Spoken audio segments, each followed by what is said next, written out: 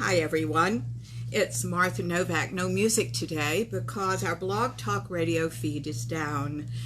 This is Real Talk with Martha Novak, and my name is Martha Novak, and we're sorry about that.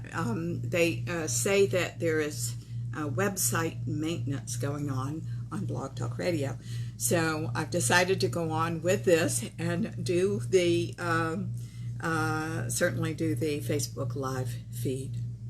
I hate that I took last week off, so I feel obligated to go on this week. I do want to say something today, though, and that is that I'm very, very sad. A friend of mine has died. He was a good friend. He was a lifelong friend. And I almost canceled the show today. I was telling my husband earlier, but I have also coached this man in my time in his business, and I could just hear him saying, "What? Everything you taught me was bull? You go on and do that show." So here I am. However, there seemed to be in me a funny feeling, because here I am talking about how you go get stuff. That's the essence of creating the life you want, how you have a good life and all the things you need to do to manifest, right? So I wanted to say this to you in all love. He created a fine life for himself. But what made him remarkable was not this. It was the fact that he was a very loving man, and he loved people in a very pure way, and they loved him back. He was truly one of the most caring and loving men I've ever known. Now, riches are not going to give this to you, and fame won't give it to you, and a good reputation and prestige won't bring it to you. It's in you, and you're using it or you're not. You've analyzed all your lesser motives and you've dispatched them, and now you're in pure love, and that's what you're living. In my opinion, if there's one thing that the world needs right now, it's that. And it's more people like my friend Jack. And I hope that this will be you. That you realize where your riches truly lie. And that you make the most of it. Okay, now, I got to pull myself, thank you, Kat. I got to pull, Kat, I'm so glad to have you on the air right now because, darling, it's the 10th, not the 11th, when we were talking about dates, right? And I'm sorry I got confused about that. I think I was looking at the wrong month or something. Anyway, thank you very much for that. All right, let's go on with our show. Now, we were talking about, in my opinion, one of the most important parts of creating the life you want, which is why you can't do it. People hear this philosophy espoused, creating the life you want, whatever methodology, and they get real excited and then they lose heart. I think there's more attrition to this than just about anything. Thank you, Kat. That people drop out of this way of thinking because they try it and it doesn't work, because it's not as easy as let's apply this principle. It really depends on, and hello, Lisa, how are you, darling? It really depends on what you're doing to yourself to get over some of these issues, how honest you're being, how free from the past your energy is. We're going to talk about that probably next week or the following week. As I said, there's an awful lot about this subject, of course, to talk about. But the fact of the matter is, we have hindrances. I'm trying to point them out to you. Thank you. Okay.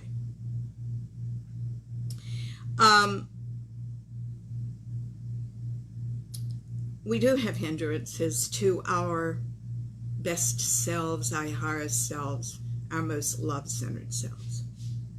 We learned them in our kidhood.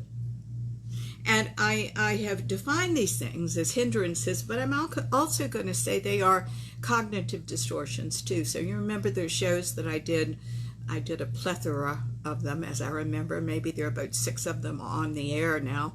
That we talked about cognitive distortions, how you see the world, that are issues, if you will. Things like personalizing things that are not personal at all, mind reading what other people are doing instead of staying within yourself and being the best you can be, and the list goes on and on. Okay, so I want you to go back and look at and listen to those on the radio. Pardon me. Tears for Jack. You can find those things on our 3 archival channels, which are Blog Talk Radio, Facebook Live, and YouTube. All of our shows usually go to YouTube. Now, here we are today with Blog Talk Radio being down because their website is under maintenance, which we didn't know about until this morning. So this show will only be on YouTube, okay, and then it will go and Facebook Live, and it won't be on Blog Talk Radio at all. So you're kind of gonna have to search for things. All right, I'd appreciate it very much if you would, because I want to get this information to you. So we were to the number 5 hindrance on this list, things that do not allow you to create beautifully. All right. As I said, next week and the following week, we're going to talk about everything you need to know to create beautifully, to make this an easy and effortless operation, and ultimately, after a bit of practice, automatic. Okay? Here we go. Hindrance number 5. There's a conflict between the conscious and the subconscious minds. Again, you can generate, most people can, a parking place at the front of the mall because it doesn't matter. You understand that? By the way, that little sound you hear in the background, okay, thank you very much, is chicken. Chicken.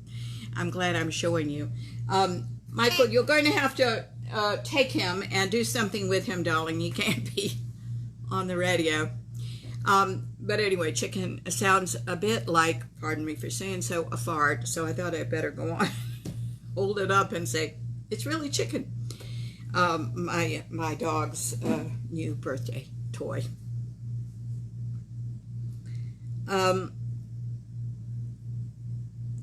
What does challenge us is what we really want. When we start trying to apply the creation principles to what you really want, that's when you start seeing your issues come up, your doubts come up, and you realize that there's a lot of fear-based material there that you've got to get through. It's easy to generate a parking place in front of the mall because you don't really care about it. You can walk if you have to, you see? But when it's something that your heart desires, when it's something really, really important, you can't do it. Now, there are a lot of people that at this point in their careers with me say, oh, I'm not afraid. And I want to say that when I hear that, all I hear is avoidance. I don't know why people have such a hard time admitting they're afraid, because everybody is. Every single person is. You've learned that being afraid is a weakness. And I guess in some cases it truly is. But the fact of the matter is, all it does is it keeps you in your egoic child's mind fear-based state. And it's not a state where you can automatically open the door to your potential. In truth, what's odd about this is only by going all the way into that and resolving those things through some sort of energetic work or work in some way, do you actually open past those things, you transcend those things so that you realize all of that was just the thrust so you could create really well. It was the thrust into your true knowingness and your true assurity in God. Now, what happens when people say, "Oh, I'm not afraid," is sometimes, and I mean this with all my heart because I've worked with a lot of people in my time, it takes years to get us through that. Because people don't want to realize how afraid they are. And the ego child's mind is completely complicit in your not knowing how afraid you really are. Okay? Because if you knew, you couldn't stand it and you'd do something about it, right? You'd change. There's the word that everybody's afraid of. You change. But it's really important that you change, and change is just the movement of God. So indeed, this is what we've got to do. So the more you can, hi. Oh, thank you, Pat. Thank you. Very sweet.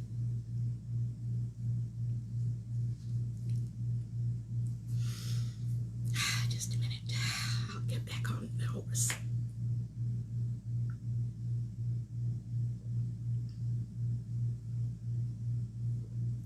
The more you can be honest with yourself and say, hey, you know, I'm scared to death,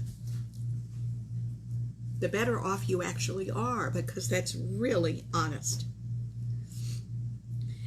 We have to do that because, you know, the honesty is the first step to opening all these doors that we're talking about so you can live a life of freedom. We all have emotion for our parents. But the world would never evolve, dear hearts, if we didn't go past what they know, what they believed, how they felt. We have to do that. And to go past that, there's a quest for the authentic self that you are. And the authentic self that you are contains all your potential and all these fantastic talents, gifts, and abilities that you didn't know you had until you get there. And they open. You know, God's love is not something that we earn, like those early church teachings have told us. It's something that we open to. It's something that we open to as we journey and we resolve the past and we go on. Okay? Real important to know. So it's extremely important to get comfortable with ourselves mentally, emotionally, physically, and spiritually. A lot of times we're not comfortable emotionally, and that's where we have to get straight. You know, the things that are in our emotional body that should be there are deep levels of compassion and unconditional love and awe of the system and joy and all of this and much more. There are about 8 things that really exist there.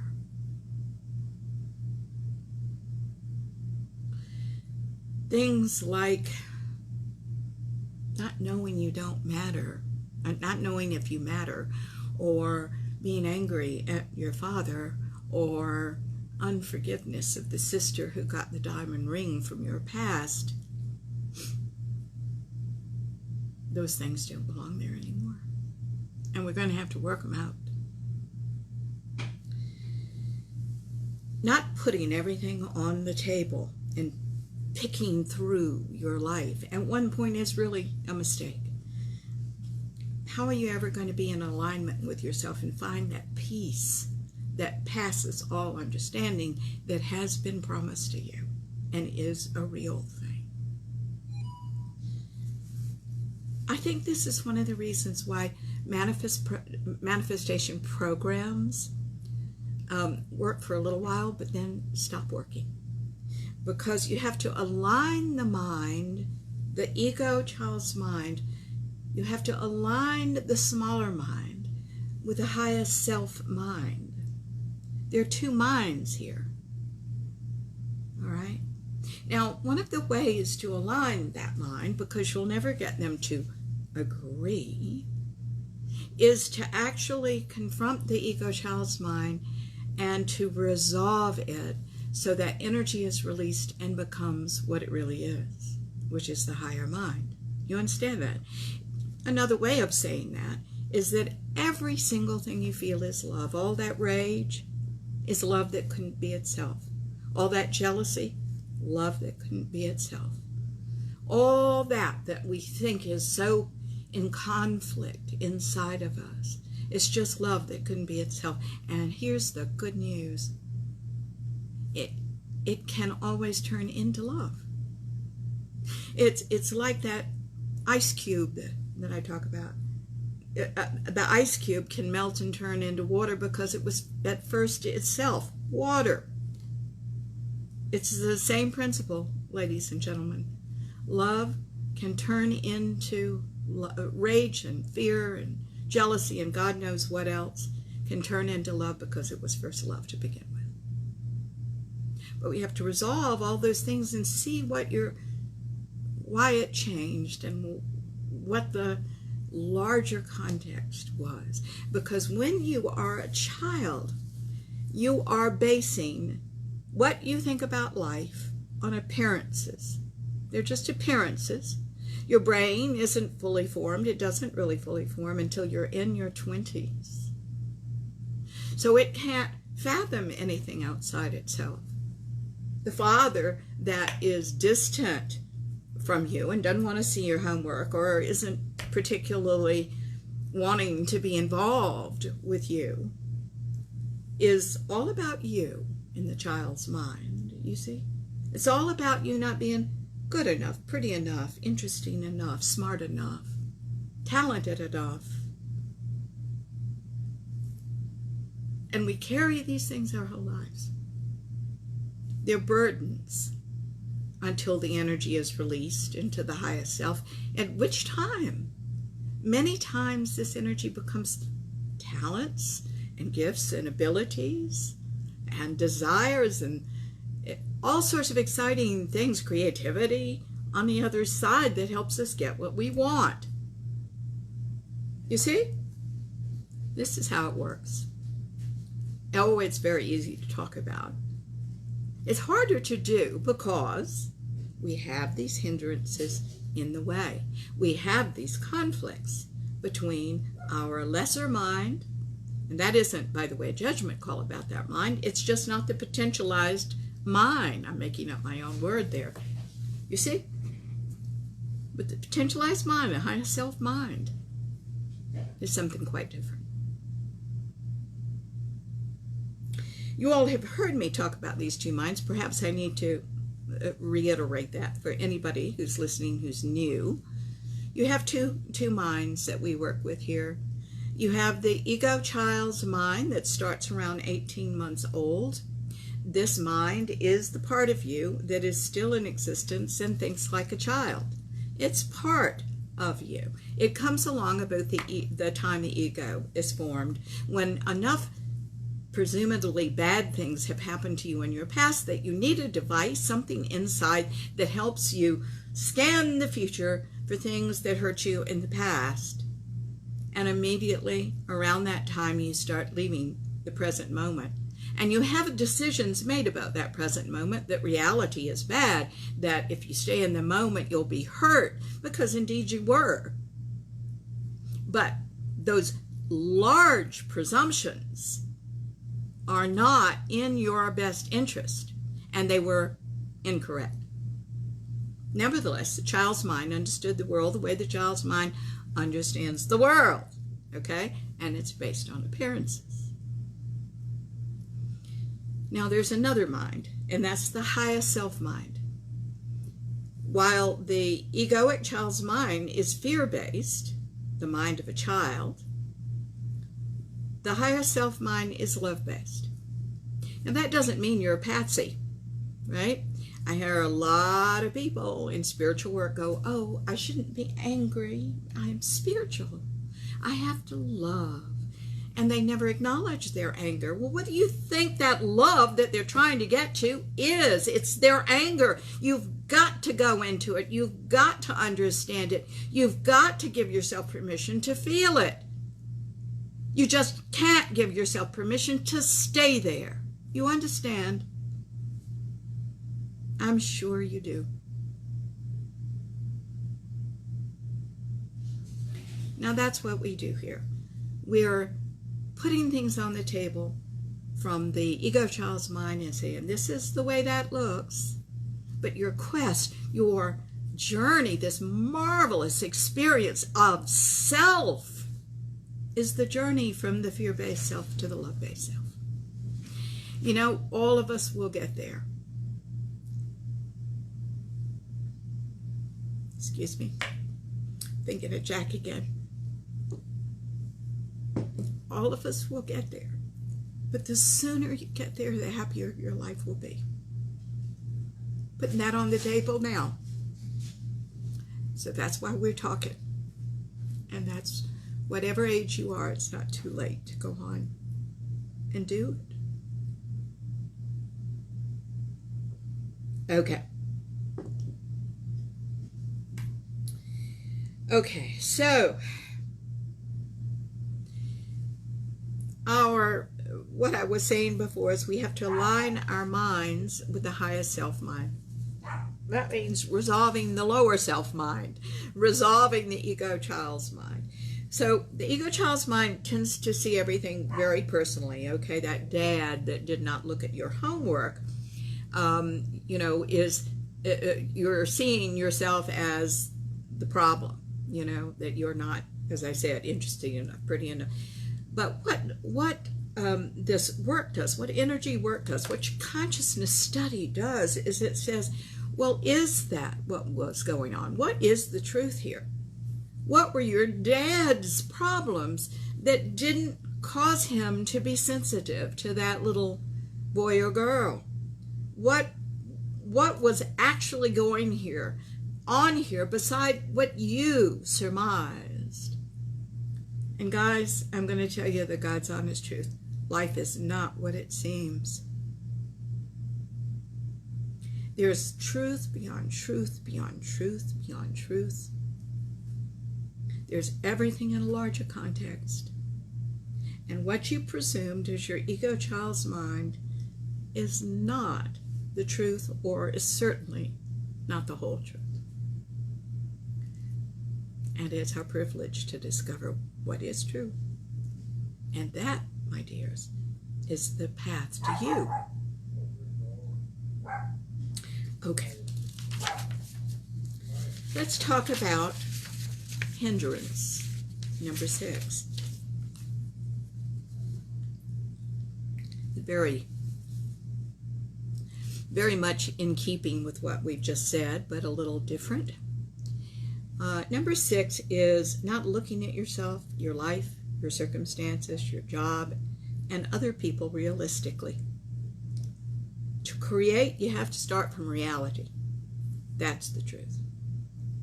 You see, our version of this as children in the ego child's mind, and remember that the ego child's mind is still present in the adults until it's not.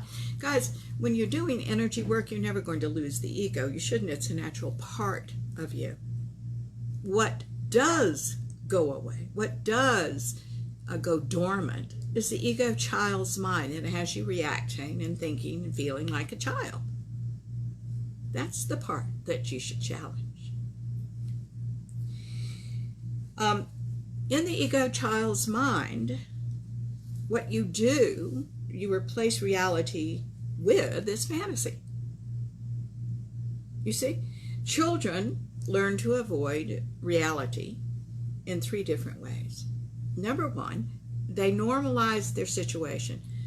all children are beaten by their fathers. I'm just giving you an example, all right? That's normalizing an untenable situation. All children are beaten, not spanked, beaten by their fathers. Number two, they generalize. All fathers beat their children. So when I become a father, I will beat my children too. Or all men are beaters. That's another generalization. You can go a lot of different ways with this. And number three, what children do to tolerate an untenable situation is they lift what they're doing to the standards of God wants me to do this. God wants me to get beaten. I deserve to get beaten. This is what we should do. I'm a bad kid. Those three things are coping mechanisms. However, you must challenge them at some point. You must challenge them and what you've done in your own life and realize, I've done these things because everybody does. Guys, it doesn't say anything about you. It says, well, it does say something about you. You know what it says? It says you were very adaptable and you knew how to survive. Good for you. But you're not surviving now. You've already survived. You want to create something else. Now's the time for consciousness. Now's the time for enlightenment. Now's the time for thinking out of these boxes, seeing who you really are, finding your potential, and applying it to your life, to the world, to your relationships. You see? Okay. Now, in addition to doing all that, we can add another layer. You know what that is? That other layer is we idealize, we romanticize, and we fantasize. Now, all of the things that I'm going to talk about right now really are fantasy, but I'm also putting it in its own category because it's a problem. When we idealize, romanticize, and fantasize, when we do this, I'm slipping out of my chair. When we do this, we are leaving reality. And these are all coping mechanisms of the child that we still do as an adult.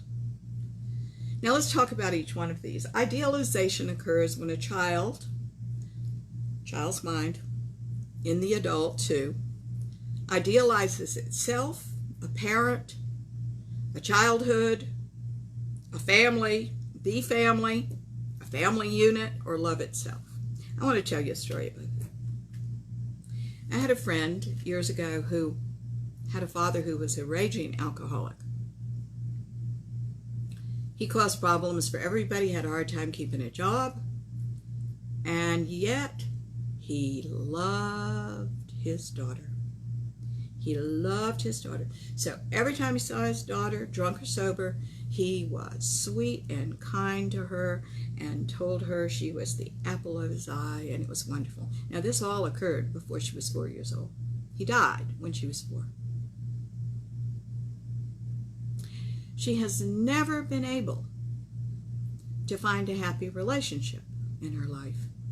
Thank you, Lisa. I appreciate that. I love all of you all too.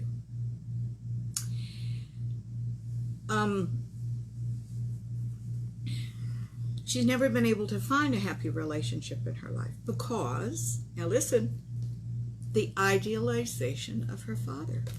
She expects and wants every man to be the idealized man. The father who was always sweet and kind to her and who always doted on her and who always was what she thought he was in her mind. Of course, he wasn't that at all. In the real world, he wasn't that. So she is seeking something that isn't real. She's seeking the ideal that she's created in her own mind, and she's vastly disappointed in the men who come along when they just show up to be men. And you understand that if you're doing this, this is really insulting to the people that you're drawing in, because you're not seeing them as who they are at all. That's not kind. When we're in relationship with people, we should pick them out because of who they are. We should appreciate and love them for who they are, not what we want them to be. So she's disappointed in everyone. You see, that's idealization. Let's talk about romanticism. I love it that we're all romantic people. And you know what? I think I know that about you, that you have a romantic side, because anybody who'd listen to a show like this does. We want to love. That's the whole reason we're here, right? Thank you so much. You're so sweet. Lisa, thank you. I mean, that's the whole reason we're listening to a show like this, so we can become more loving people, and we live in the world more dynamically, and we can create beautiful things out of love. All right. But romanticism is different from being romantic. Let's all keep being romantic. I love that about us. I really do. But romanticism is an issue. Romanticism prevents you from looking at life realistically. It casts a rosy glow over yourself, over other people, over places, over things, over, whatever you're doing. Thank you, Lisa. Thank you. So,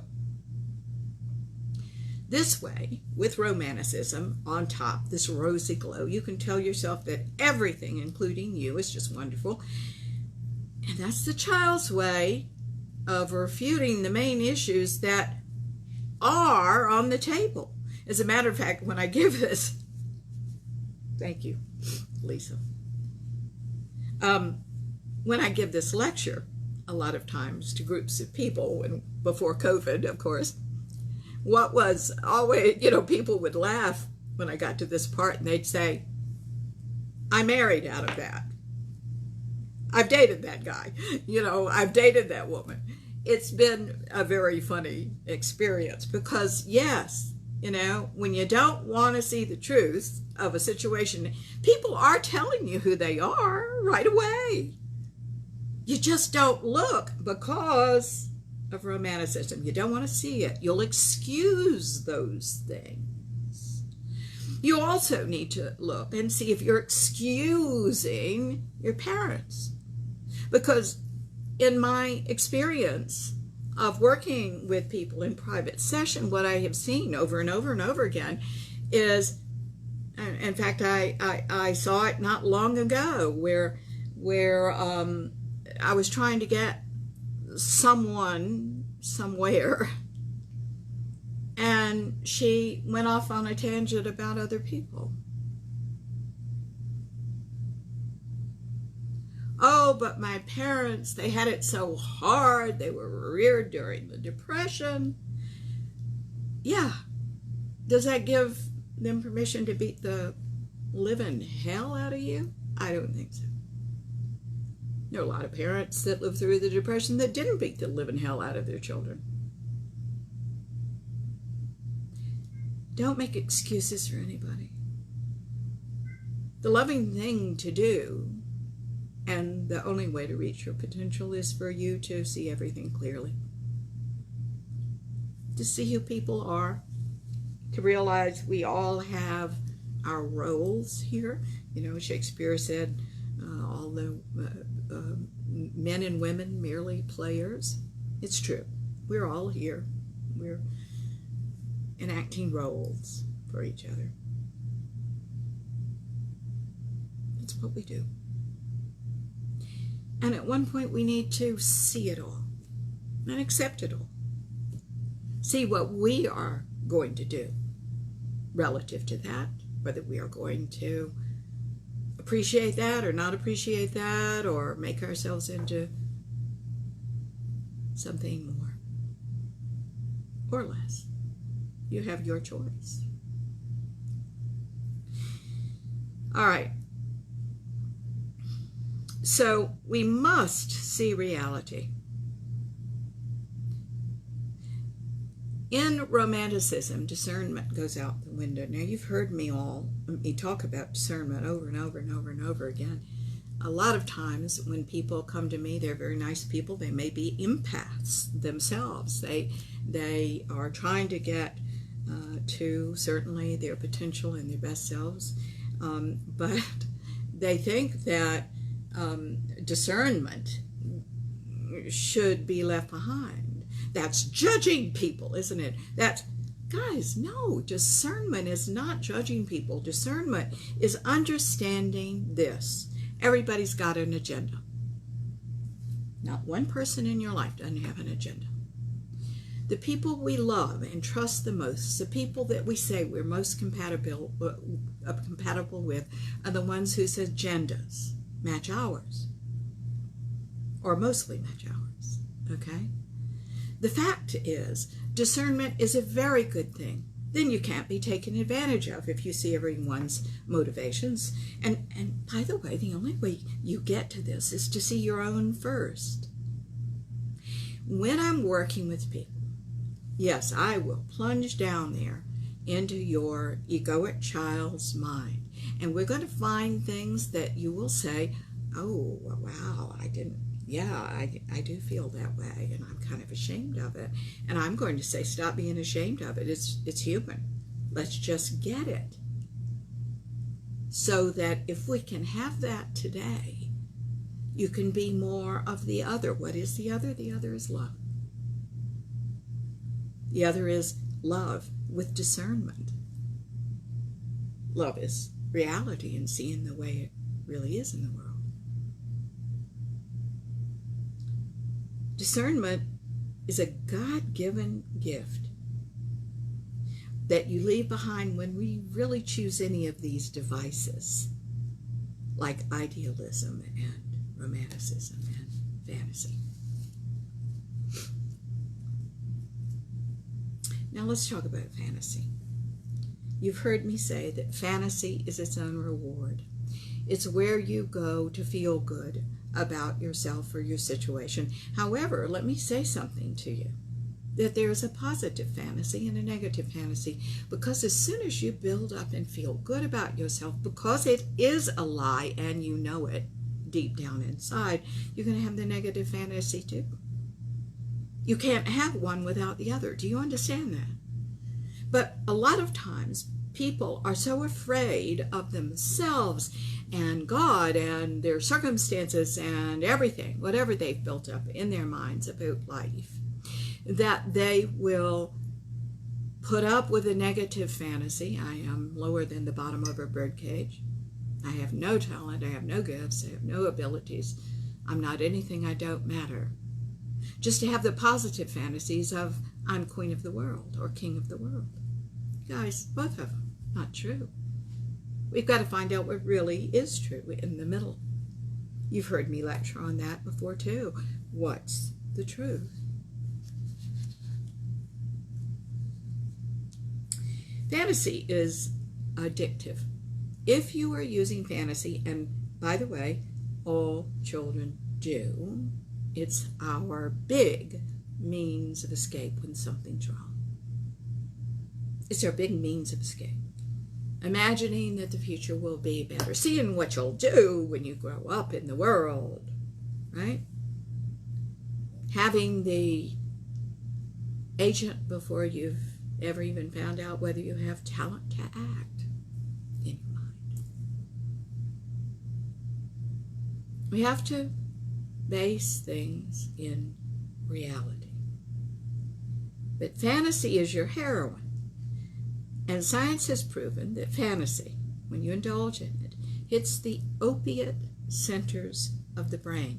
It hits the very center that heroin would hit, that some of these altering drugs, mind-altering drugs would hit. It makes you feel good. Problem here is this. When reality comes smashing up against fantasy, and it will because that's the way the world works, it's going to hurt you much, much worse than it would if you had just lived in reality all along. In fact, you might not have gotten into the situation if you had lived entirely in reality. Do you understand?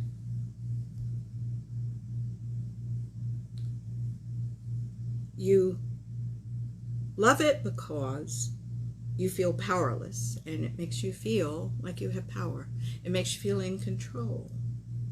You feel helpless. It makes you feel like you have something, but it's a false something. And a false something is never going to stand against reality. It's like the 3 little pigs building their houses out of everything but brick, right? Remember?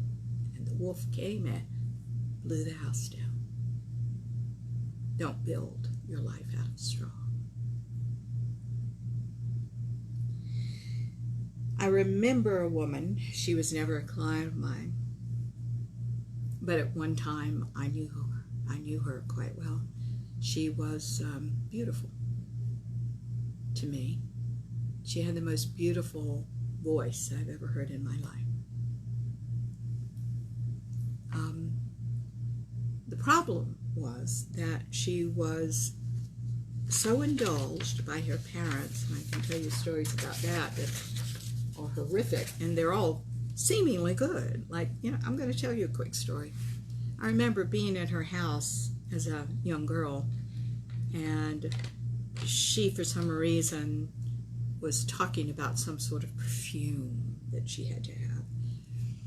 And she realized she was out of it, or almost out of it.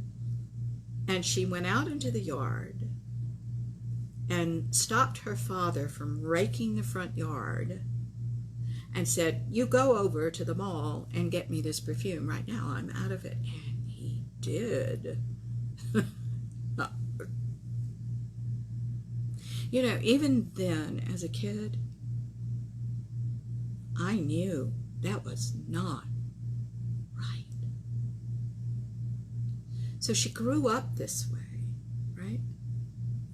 And she weighed a tremendous amount. From the very start of her life, she was overfed, overindulged, and she got very, very, very large. And she was that all of her life. I loved her because she was funny, by the way. She had a wonderful sense of humor. And and the reason I'm using the past tense now is because I don't know really what happened to her. I don't know whether she's alive or dead. I'm using the past tense because she's in my past, you understand? I don't mean to imply anything. But she always thought of herself as this beautiful woman because she had a beautiful voice. And she fantasized that her body and her experience was beautiful. She gestured beautifully. I remember her, she had gorgeous hands, and she kept them very well manicured and very well taken care of. Problem was, as she aged, this persona was grotesque.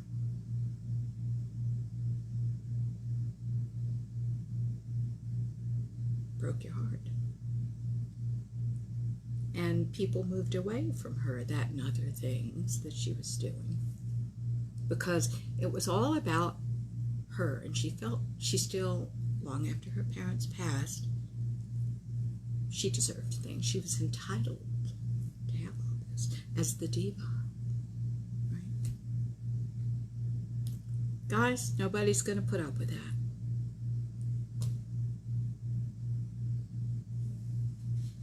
Nobody will.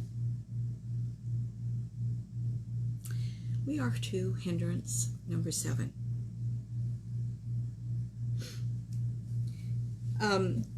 It is giving the universe too many choices. I caught myself doing this a number of years ago when I was buying a house. I was selling the house that I was in. I had already sold it. And it was interesting because I had sold it to a developer. So you know what developers do. They come along and raise the house, right? And Lord, I needed a place to go. When all this started out, I had 3 months. And within that 3 months, I noticed what I was doing, because what I told the universe was that I'd take any style.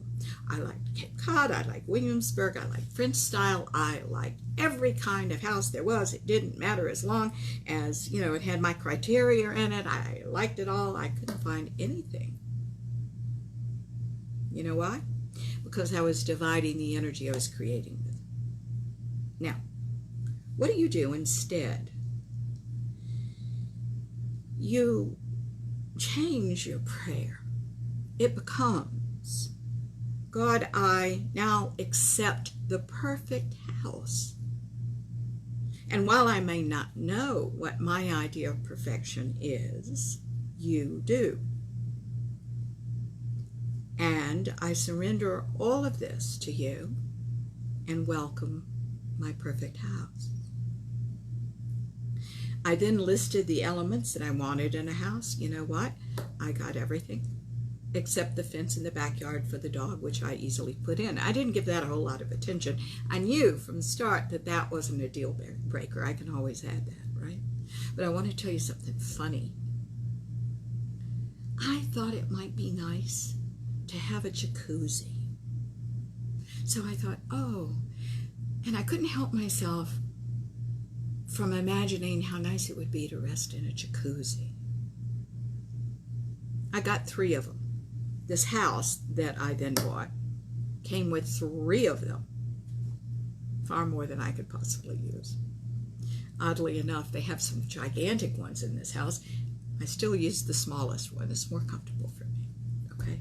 It's so funny. We think we want things that we end up saying, well, now that I've got it, it's not that important to me anymore. You all keep your minds on what is important. It hasn't to do with what you're creating, and we're going to talk about that in a minute. It has to do with who you are in union with the Creator. There you are. In other words, you are the Creator because you are one with God. So, one of the things I want to point out about what the story I just told you is this. Whenever you want a house, a partner, or anything else, the perfect one is there. But, now here's the caveat, and you need to know it. The perfect one matches your consciousness at the time of your request. Whoever you are and whatever you believe, however limited you're thinking or however broad you're thinking, that's what you're going to get. That's the perfect one for you. You see, there is no perfect standard, meaning this is just perfect for me in every way because it matches my ego child's mind. No. It matches your consciousness in the moment.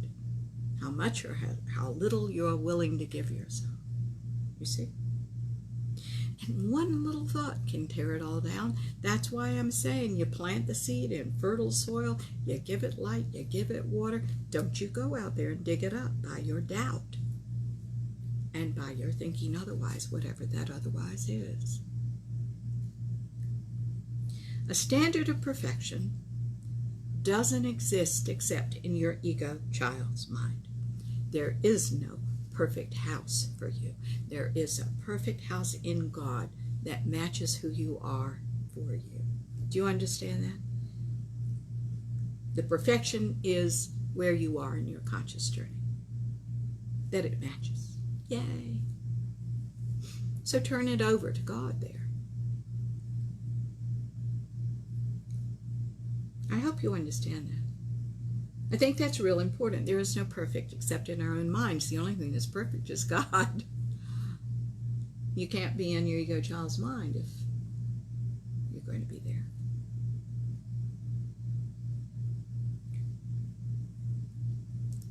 Thank you. Hindrance number 8. The belief that something must happen before we allow ourselves to have what we want. Let's talk about this. Nothing impedes. Yeah, thank you, Lisa. Lisa said, his time, not mine. God's time, not mine. The interesting thing is, one of my favorite prayers is one that I think I gave you 2 weeks ago, which was perfect. What is it? Right time. All of a sudden, I'm in this and not that. Perfect time. God's time. Perfect timing. Everything's perfect. Right action, perfect time. There it is. I had to go searching for it. Sorry, it has been a rough last 2 days. If we just hold that as our prayer. Right action, perfect time. All God. You'll have it. So, nothing impedes the progress of our creating but our own thinking. I think you would agree with that if we're listening to shows like this. Nevertheless, even knowing this doesn't stop our process of ego, child's mind thinking, small thinking. People will say they need X before they get Y. Now, this is what I'm challenging. To travel the world, that we say, I really want a partner. I'll enjoy it more if I have a partner. I'll take a painting class when I have a little more money to spend. I'll look for a partner when I lose weight. I'll become an actor when I have my teeth fixed, right? You know, that last one is something that I heard over and over again when I teach actors from time to time. I used to have an acting school, as many of you know, and people would come along and say, oh, well, I'll get an agent when I have this, or I'll get that. What was so interesting about the theater and about film is the same thing that's interesting about life. Life will accept you as you are, for the most part. I know a man that literally had no teeth, and when the script called for a man with no teeth, he was in like Flint. He got every one of those roles. I remember a man who was overweight, and he had a very strange body because he looked thin except for this nice little round kind of basketball-y thing that was his belly. He called it his food baby. He worked all the time because when they needed someone like him, they got him. I have a million figure flaws. And you know what? I can say without a doubt that Martha Novak, my husband, loves me just the way I am. I'm the only one that says, oh, I wish I didn't have this pocket of this here and this pocket of that here and this there. He doesn't care. He loves me. Guys, you need to take a chance on love, because people will love you as you are. Regardless of what we say to ourselves about I can't do this till I do that, or until I have this, or until I'm completely free of my issues. What? I'll say to you right now, I think it's all an excuse. I think that we're all waiting, and I think we're all afraid. I'm going to give you the best advice I can. Do it anyway. Fear just isn't a good enough excuse not to add your voice to this world, not to be a participant in life, and not to create what you want. Go on and do it. If you are doubting yourself and God, then get to work. It'll make it easier, this going ahead. But everything that you'll need in life to protect yourself and to live a good one will all be there when you need it. So come on and get started, okay? You know, all these people in the world that have done the remarkable things you think they've done, they were all afraid. They just did it anyway. Now let that be you. Hindrance number 9 is being rigid and thinking rigidly. A rigid person with rigid thinking is terrified of the one thing that'll bring you your new life, and that's change. That word is terrifying, and we've got to get real comfortable with it because everything changes.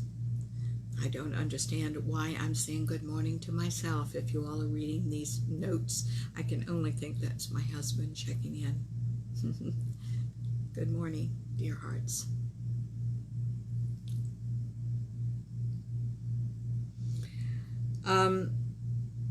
We see people like this that are rigid and think rigidly, clinging to the rules and clinging to regulations and policies, and they also cling to what is fair and what is not fair, you see. I want to tell you, if your brain is there, locked into that game of what's fair and what's not fair in the world, you're in an issue. And we need to separate ourselves from that. Okay? We'll talk about that in a minute. We can't let the brain get in the way of the highest mind. The brain and the mind certainly work together, but the mind is something quite separate. People that are rigid and rigid in their thinking overanalyze, over-intellectualize. Rules and tasks often become more important than people and the human experience and their own families. These folks make assumptions and override their inner guidance because they're only working from the brain, not from the higher mind. And all this is busyness, and it takes the place of the creation process. I give you an example. I had a family. In this family, they felt very strongly, oh, I see a little red cat that's going to come over and bother us in just a minute, so be patient. Oh. If he does, he'll be over here. He always likes to sit on me when I'm working. His name is Schnitzel, by the way. So I had this family, and I've seen several generations of this family now, and the matriarch really felt strongly that television rots the brain. So her children and her children's children, their children, have all, hello dear, hello Jim, have all, it's been real interesting because they have all had trouble with finding their creativity, and they're all creative people. This is the irony. I finally convinced the matriarch, whom I work with, that, and the rest of her family, that they're all creative people. She was the hard sell, and after all these years of work, she believes she is now a very creative person, and she's giving herself permission to be. I can only think of my own life experience with this. I was so glad when I first experienced all this that I did not have that kind of rigid thinking imposed on me. In my childhood, my mom and dad were very interested in the arts. My mother was a singer. She was a very good singer, as a matter of fact. I studied with the teacher that she studied with for a while. She never did anything with it, but our parties were always filled with my uncle, who was a concert pianist. He was also a doctor, playing the piano, writing little silly skits and musicals for all of us to participate in. Me singing, I better be good to this group, with this group, right? It was a hard group. I think I mentioned that the last time we spoke. And they took me to a lot of shows, and they let me watch a lot of television. And what happens when you do that is you start being very discerning. From the start, I could see how the director was influencing the actors. I could see what the actors' decisions. I could see whether it was working or not. I sat there and going, oh my God, that was so good. I wonder if I can do that. Or, that was so bad. I know I could do better than that. And all of a sudden, these things were born in me. You see, everything in life is for us to be exposed to, for us to see whether we have any tendencies for that or predilections for that. If you impose something on your children, on your fantasy, or more importantly, even on yourself, that is limiting, you're not going to allow yourself some of the opportunities that are really intrinsic in life for you to have. So I say, if you recognize any of this, if you've been in fantasy about something but never developed yourself, if you have been, if you realize that something was lacking in your childhood development, if they never gave you permission to do this or that, you might want to consider taking a course or reading about it or trying to do it and having some fun with it. Not to be the next Van Gogh or the next Pat Conroy or the next Anne Rivers Siddons, but to be yourself and to find who you really are in some sort of endeavor. If we slap a format over ourselves, as we had a format slapped over us when we were children, and we continue to do it. We do this instead of living our lives freely, and at some point we've got to challenge those old things that we surmised about our childhood.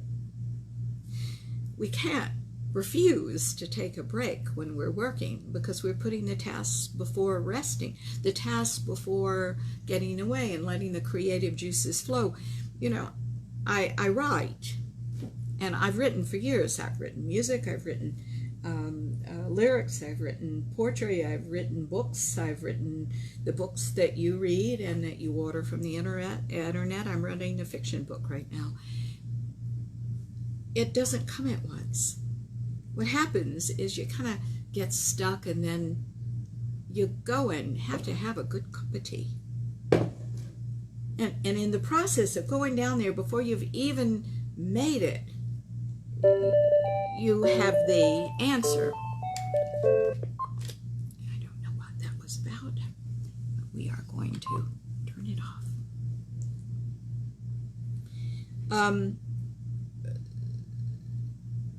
We understand that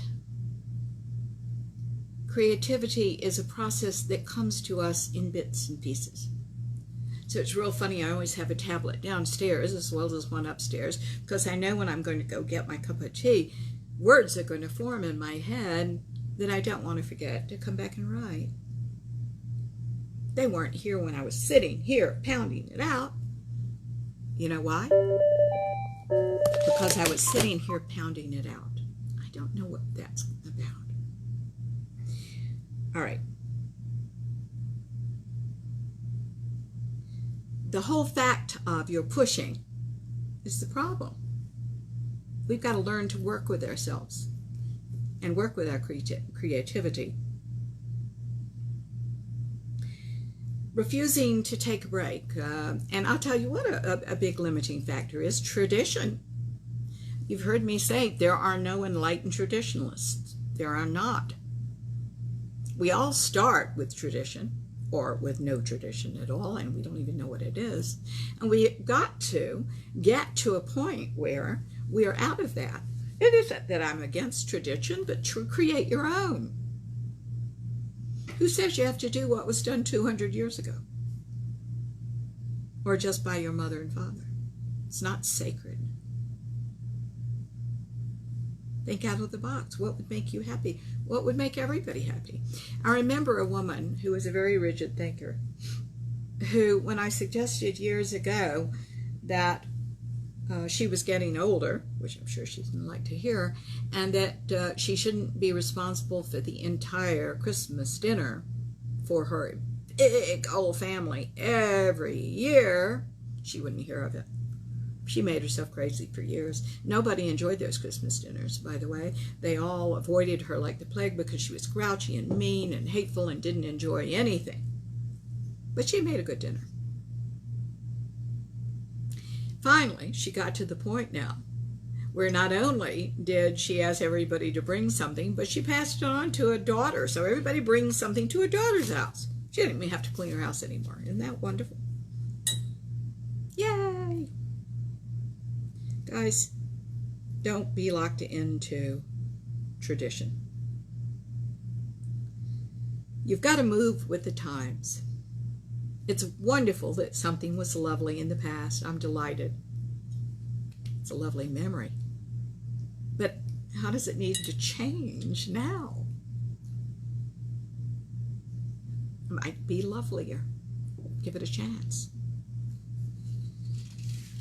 There are standards in our heads about how we should act and how others should act. We try to control people, places, and things to get them to conform to our standards. Some of us feel we know better, when secretly we believe we don't, by the way. And we pontificate and dominate situations to compensate for the fact that we don't. Sometimes we think we genuinely do. You know, I think of a friend of mine that died a couple of years ago who was an alcoholic. And she and I had unusual conversations. She didn't know why she was doing what she did, but she knew she had to do it. She was learning something from it on a soul level. And I loved her enough to accept it. I could either judge her and move away from her and never see again, or I could love her and accept that there was something there that I didn't understand. This whole idea of imposing morality or proposing a way of living on anybody else has got to go. You're only responsible for you. I'm responsible for me. I can't tell you how to live and die. It's not my job. And I don't want you to tell me how to do that either. That's my business. Okay? We can all hope that people grow and people get beyond their egoic child's minds. We can all hope for, that everybody has good life according to what we perceive that is. But that's not instead of accepting people as they are. We have to do that. When you limit yourself with rigidity, you're limiting yourself. You can't go into anything deeper. Love without judgment, true knowing, true love, true opportunity, because you're too busy meeting some sort of standard of perfection that doesn't exist anywhere but in your own mind. There is no standard of perfection.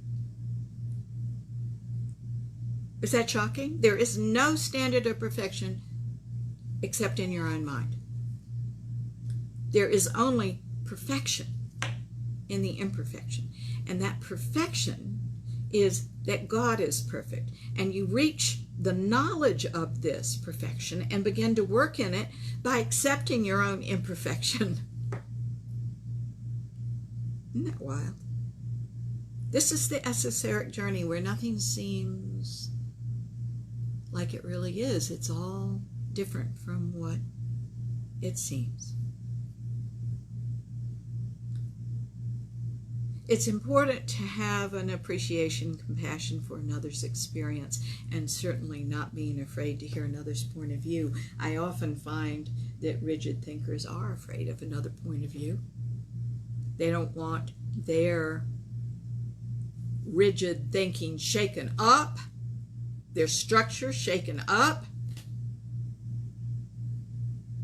perhaps it should be. Perhaps they should build a different structure on more solid ground.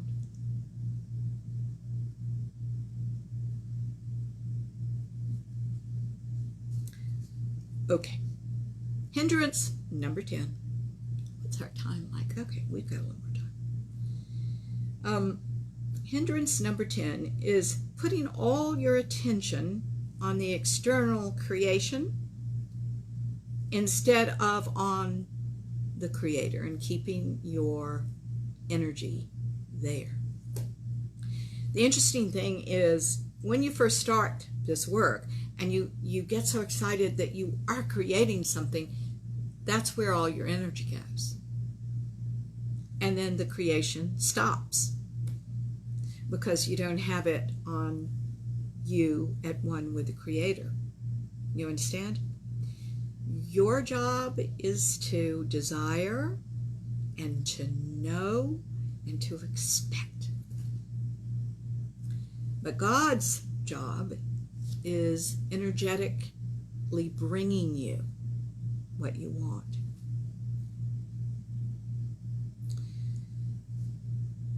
So go back to the formula that I told you helps manifest every time. What is it?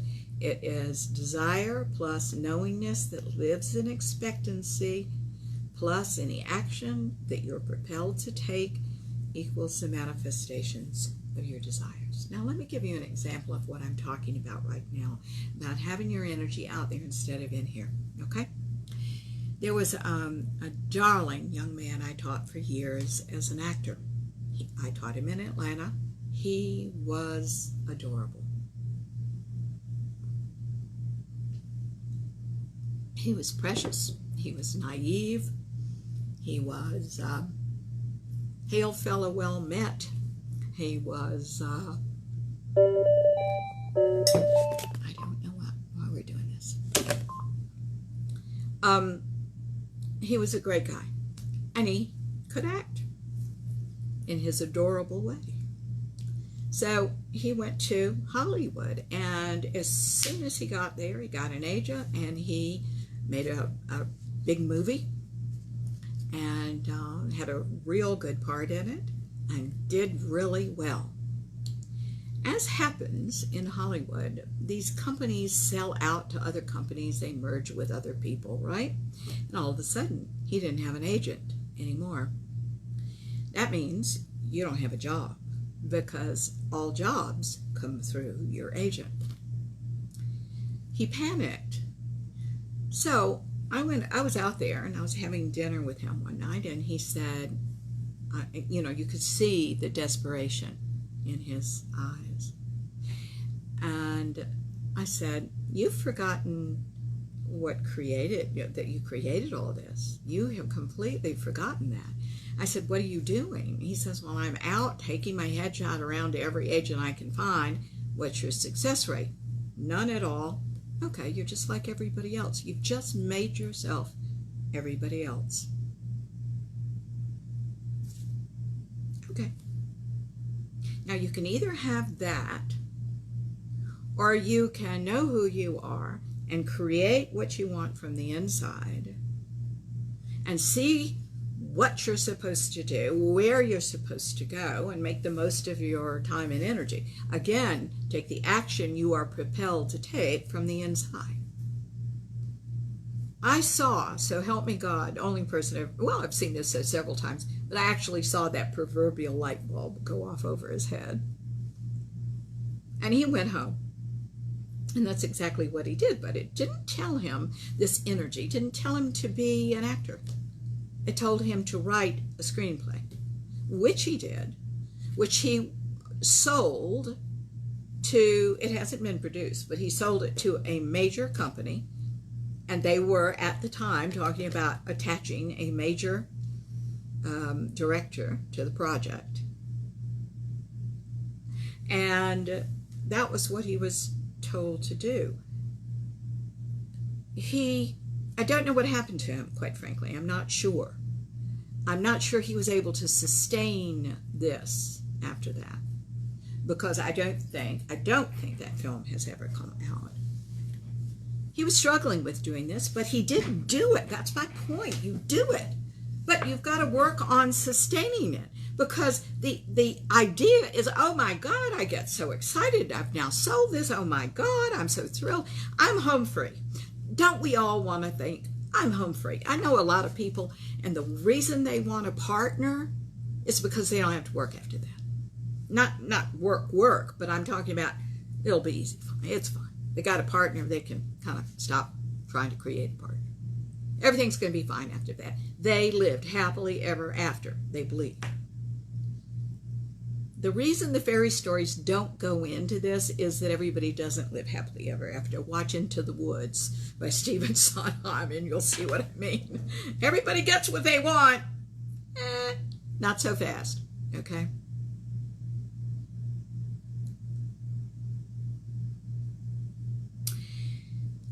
Keep your mind on the fact that you're creating. I remember a story too. I'm filled with theater stories today for some reason. Do you all remember the actor Gavin MacLeod? He played the captain on the Love Boat. I remember hearing him interviewed years ago.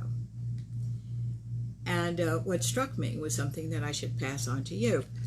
You know, Gavin MacLeod was not a handsome man.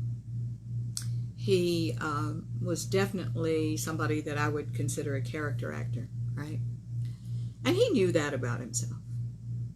But he said that he visualized that there would be some role that would come along where he could have the opportunity to play a romantic lead. Well, guys, nobody was going to cast him as Alfie. Nobody was going to cast him in something where the lead was young and beautiful and romantic. Nobody was going to cast him as that. And here comes Love Boat. He created that himself. The captain of the boat sometimes had love interests, and he got to play his romantic lead. So even things that seem impossible, my darlings, aren't. They're not impossible to God. Now, I want you to see what he did, because he could not envision a show like Love Boat. He could not envision a part like that. He just said, God, I desire this, and God worked it out the way God does. You see? It was all from the inside. He said, I want this, and he just put it out there, and God knew the vehicle to bring him. That God is here, inside him. I loved that story, and I pass that on to you, but keep it going. That's the point of this hindrance, number 10. Don't get so excited with that you forget what created this. Okay. One of the reasons we put our energies on the external is that we're busy choosing distractions over consciousness, over deeper consciousness inside. All addictions, for example, are present because the person is not opening to deeper levels of consciousness. They're staying on the surface. That's becoming intolerable for them. And addictions result from the unrecognized fear of going deeper into self, getting straight with the past, which, by the way, is sometimes recognized, accepting and forgiving the self, and opening deeper levels of consciousness. Another reason for the external focus is that we have an over-attachment to outcomes. We want a money-back guarantee we're going to get what we are trying to create. And that we want a money-back guarantee that God isn't going to hurt us, or that we're going to not going somewhere that we don't want to go, that God's going to make us go somewhere that we don't want to go, or that God is going to disappoint us again, and we want to guarantee that that's not going to happen. We are so riveted on wanting to know what our good outcome will be that we forget we're creating it.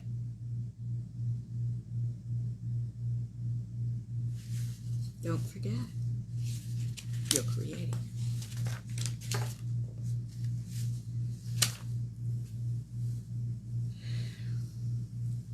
You've got to have courage to move.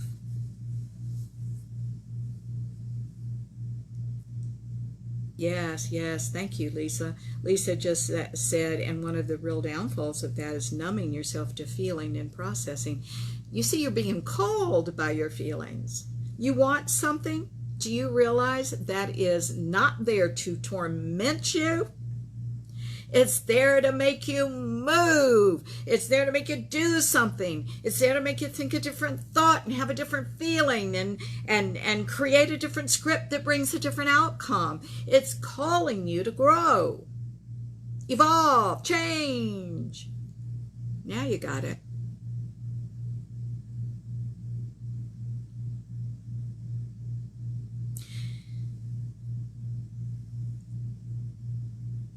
The result of our being told to do something and our not doing it for whatever reason is not going to bring you the wrath of God or any kind of punishment. It is simply the inevitable result of cause and effect. We simply must deepen our experience in the internal so that we may hear and acknowledge that we've heard and move the way we are asked to move. It may be picking up the phone to a friend. It may be turning here when we're in the car. It may be entertaining a different thought as we're fixing our cup of tea. Ever-deepening consciousness keeps us on the cutting edge of change, and it's never too late to open it, to be open to it. You see? The open mind, guys. Do keep it. Hindrance number 11 is jealousy. The green-eyed monster is alive and well in your ego child's mind, I'll tell you that. It is in everybody's. When we are jealous of someone, by the way, we are closing our own system and telling ourselves we can't create what they did, or we can't create something as good, or we can't create something better. That we say we're not as good as they are, so we're not as smart enough, we're not pretty enough, talented enough. When we are so cruel to ourselves, instead of accepting who we are as everything that we are and everything that we have uniquely to give, we will find that we resent other people who are freer and who do allow those things for themselves. I want to tell you right now that in consciousness, if you're going to do this well, we must begrudge nothing. If someone can do it, you can do it too. So what if they don't have any talent? God bless them that they don't. They did it anyway because it's an energy exercise, not a talent exercise, ladies and gentlemen. All of this that we've talked about is just energy. You're either working the energy well or you're not. Okay. That's something to celebrate, that it's an energy exercise. For them, for you. So stop grouching about it.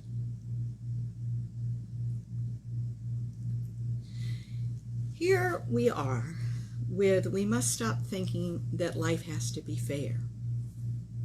This is an issue. Life is not fair.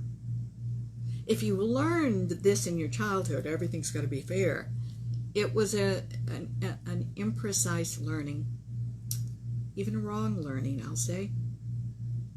Would you rather have a life that's fair, where everything is parceled out evenly to everybody and everybody gets the same thing and nothing's different, or would you rather have a system where you're free to create any blooming thing you want? You choose.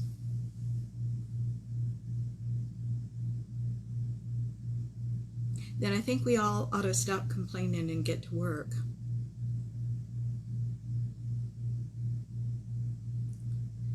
We go through life trying to make things fair.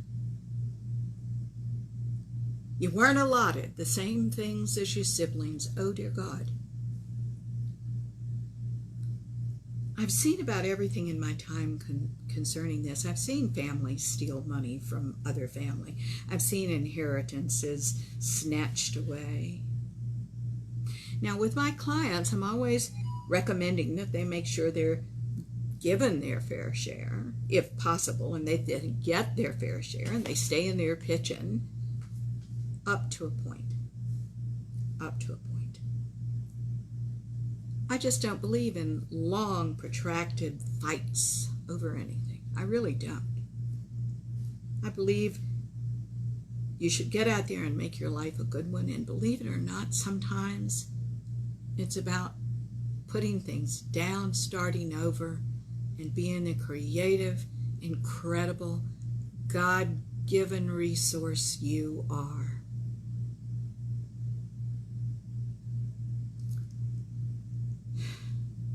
If you're waiting for a handout, you're just proving that you don't know how to take care of yourself yet. You're not in the system of God. You're not sure what you're doing. You're doubting yourself. Don't doubt yourself. It's all been in you from the start. Please, dear ones, wake up to that. Please. Your life will be better. Okay. Now, guys, I'm going to stop right there because our time is out. We'll start back with hindrance number 12. We've only got one or two more. We're going to talk about then what you do need to know. Yes, Jim, please, what is the announcement you want me to make? My dear friend is saying he wants me to make an announcement. Would you give it to me? And I will do it before the end of the show. Yay! It's coming, everybody, so stay tuned. We've got an announcement. Yay! Just wanted to let you and all watching know that there is a new and updated MarthaNovak.com. Well, I'm excited about that myself, Jim. Thank you very much. If you all will get on that and tell us what you think, I would appreciate it, because we're very proud of what Jim Sadler does. He is one of the finest IT people I know, and designers and creativists that I know. And he's got a great combination between the creative and the technological. So, yay, Lisa says. Thank you, Lisa. I appreciate it. Thank you, Jim. We appreciate it. We also want to remind you that my second book, the Teacup Prophecies, Jim has put into an iPhone app. Jim says we've been working on it quite a while now, and we're really proud of it. Proud is spelled with a W. Jim is obviously typing very quickly. I'm teasing him. Okay. So we have this wonderful app, the Teacup Prophecies. He's put in app form that you can either get as a book or as something else. And I should say that my book, this book, The Life You Want, goes into a lot of detail about what we're talking about now, and a lot of other things too. I mean, I'm taking the lectures that I'm doing from that book, but of course I have more ability to go into detail in the book than I do on the radio show. You're going to hear me blab on the radio show a little more about all sorts of stories. Yeah, finger fumble. Oh, I like that. I've never heard of that expression before, finger fumble. I'll use it from now on. Guys, thank you for being patient with me today with the loss of my darling friend. Wait a minute. Here's Jim said, we also have a version of the Teacup Prophecies app on the new website as well on the books page, so try that out. So, there are all sorts of things. I can't wait to get on this myself. So the new version, MarthaNovak.com. He's laughing and saying, I will never comment again. Okay, never. No, we're teasing you. We can all have finger fumbles. I have them all the time. I love you, Jim. All right, guys, I love you all. Let's do a prayer and pray ourselves into the next week and open ourselves to all the goodness to come. Okay? Dear God, who is all there is, you who all we are, thank you so much for our taking this in right now, for us, this becoming us, because it is us. We've just been in the way of creating what we want, of the lives, of the love that we are. Come on, open us, dear God, past what we think are our thoughts and our flaws, to something much more, which is the you that is all we are, the love, the power, and the creativity that's here. We ask now to think different thoughts, have different feelings, feel different things, to do different things, and to entertain spiritual concepts that we've never entertained before. Let this week be a week of awakening revelations in us. Let us be aware to 100% as we become the open system in you. Let us find our contributions, and let us give it to ourselves in the world, and let us have a happier life. Dear God, we thank you for all of this as we say this prayer, for we take it in now, and we say this prayer in your name, in the name of the ascended masters, our love-centered guides and friends, in the name of each and every person listening to the show, and in memory of my friend Jack. And so it is. Amen. Guys, thank you so much. I'm really sorry about Blog Talk Radio not working this week. Couldn't help it. Website under maintenance, it says. Our engineers are working hard and will be back online shortly, but apparently not today. So I love you very much. Enjoy this show. I'll see you next week, okay? God loves you through you. For God's sake, let it in, okay? Bye-bye. Virtual hugs, Lisa says, and I send them back to all of you. Bye-bye.